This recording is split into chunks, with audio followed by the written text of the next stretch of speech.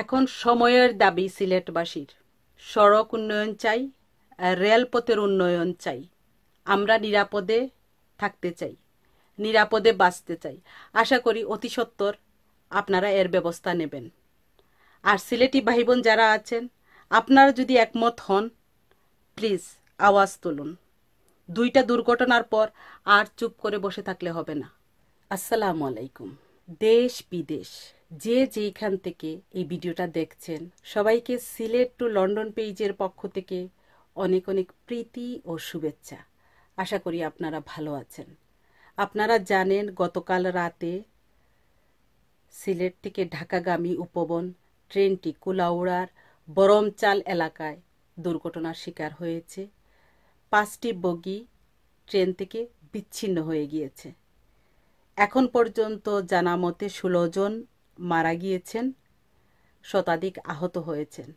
2টা বগিত মানুষ মারা গেছেন। ও যে 2টা বগি পড়ছে, এই 2টা বগি নিচে কিন্তু অনেক মানুষের আর কি মৃত অবস্থায় বাহরা হয়েছে।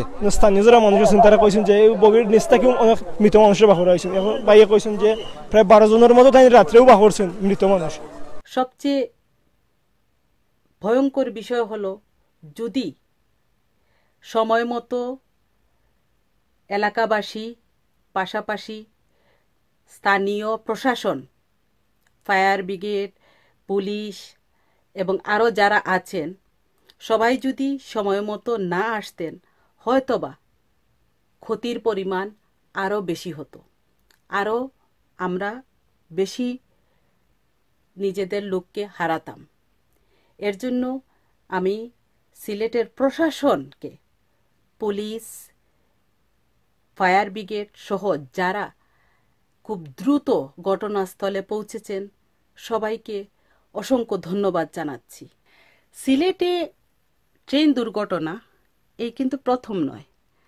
আপনারা জানেন 2018-তে ফেব্রুয়ারিতে ঠিক এমনি করে উপবন ট্রেনটি সিলেট থেকে ঢাকা যাওয়ার পথে শ্রীমঙ্গলে দুর্ঘটনার শিকার হয়। তখন 11টি বগি সিলপাট থেকে বিচ্ছিন্ন হয়ে পড়ে।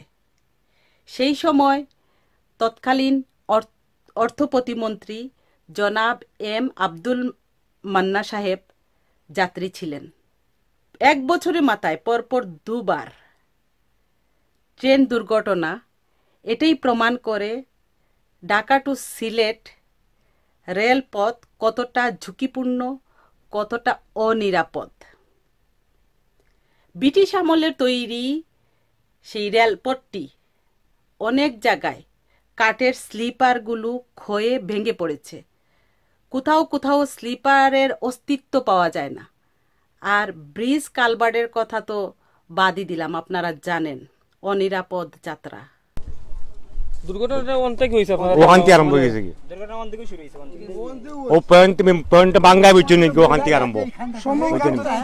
সম্ভবত এটা যে লাইনের যে খাজ হয়, এই খাজের দুর্বলতার কারণে এটা সাধারণত হয়েছে। কারণ এমনি তো বাস বন্ধ, গাড়ি তো ওভারলোড। তাছাড়া দ্বিতীয়ত মনে করেন যে যারা এই লাইনের দায়িত্বে আছে, খাস করে লাইনও যারা, এরা খাস না করিয়া গড়ে বই রয় বা আত গুটিয়ে বই রয়, রীতিমতো খাস করে না। লাইন চেকের কারণে এটা করতে পারে সাধারণ এই দুর্ঘটনাটা। এই দুর্ঘটনার এই কারণ হইল এটাই। 2018 সালে জনাব মুজিবুল হক তৎকালীন রেলমন্ত্রী ছিলেন। এই অ্যাক্সিডেন্টের পর যদি তখন ঢাকা সিলেটের রেলপথ সুষ্ঠুভাবে মেরামত করা হতো, তাহলে আজকের এই দুর্ঘটনা দেখা লাগতো না। সব ক্ষেত্রে উদাসীনতা। আমরা সবাই ট্রেন যাত্রাকে নিরাপদ যাত্রা মনে করি, যার জন্য আপ্রাণ চেষ্টা করি আমরা ট্রেনে যাতায়াত করার জন্য। ট্রেন স্টেশনে গেলে, টিকিট কাটতে গেলে আমাদের দেখা যায় সব টিকিট বিক্রি হয়ে গেছে, কোনো টিকিট নাই। যাত্রীরা খালি হাতে ফিরে আসে, টিকিট করতে পারে না।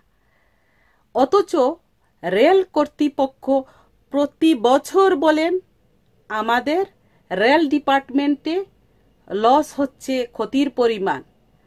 আমার কথা হলো এইখানে, যদি রেল বিভাগের ক্ষতি হয়ে থাকে কিভাবে?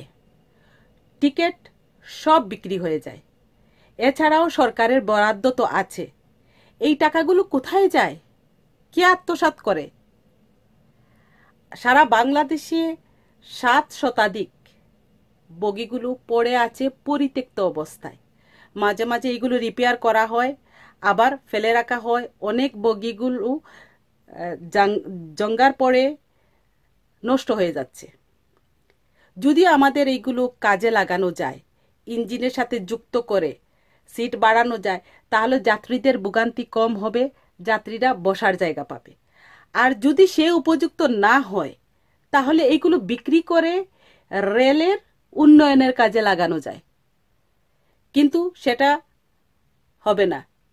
শুনলাম সেইখানে নাকি অনেক আইনি জটিলতা, আইনি ঝামেলা, আদালত বন্ধ করে দিচ্ছে। তাহলে নিশ্চয়ই এমন কোনো কারচুপি হয়েছে যার জন্য মাননীয় আদালত টেন্ডার বন্ধ করতে বাধ্য হয়েছেন। রেল মন্ত্রণালয়ের আরেক অজুহাত আমাদের পর্যাপ্ত ম্যান পাওয়ার নেই, জনবল নেই। এখন আমার মাননীয় সরকারের কাছে অনুরোধ, মাননীয় অর্থমন্ত্রীর কাছে অনুরোধ, মাননীয় মন্ত্রী, আমরা বেকার ভাতা চাই না। দেশে অনেক শিক্ষিত ছেলেরা আছে, মেয়েরা রয়েছে, তাদেরকে রেল ডিপার্টমেন্টে চাকরি দিয়ে দেন। তাতে বেকারত্ব ঘুচবে, আপনাদেরও বেকার ভাতা দিতে হবে না, আর রেল কর্তৃপক্ষও বলবে না যে আমাদের পর্যাপ্ত পরিমাণে লোকবল নেই।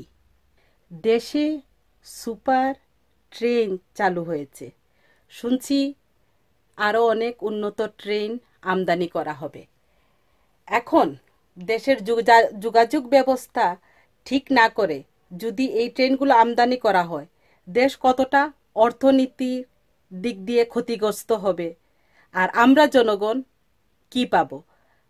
তার চেয়ে বরং যা আমাদের আছে পরিত্যক্ত বগিগুলো, ইঞ্জিন, রাস্তা, এগুলো মেরামত করে এগুলোকে আমরা ব্যবহারের উপযোগী করে তুলি। তারপর প্রয়োজন বোধে আমদানি করা যাবে। এই অ্যাক্সিডেন্টটার 2টা কারণ ছিল। একটা হলো রাস্তা, অসংস্কৃত রাস্তা, 2 নম্বর হলো চালকের অদক্ষতা। উনি নিয়মিত এই রাস্তা দিয়ে চলাচল করেন, উনি জানেন কোথায় কি অবস্থা, তারপরেও উনি অনেক দ্রুত গতিতে এই অসুরক্ষিত রাস্তা দিয়ে ট্রেন চালিয়ে যাচ্ছিলেন। আর চালকের অদক্ষতার জন্য এতগুলো প্রাণ গেল, এতগুলো মানুষ বিপন্ন অবস্থায় ভোগান্তির মধ্যে পড়ল, শুধুমাত্র চালকের অদক্ষতা।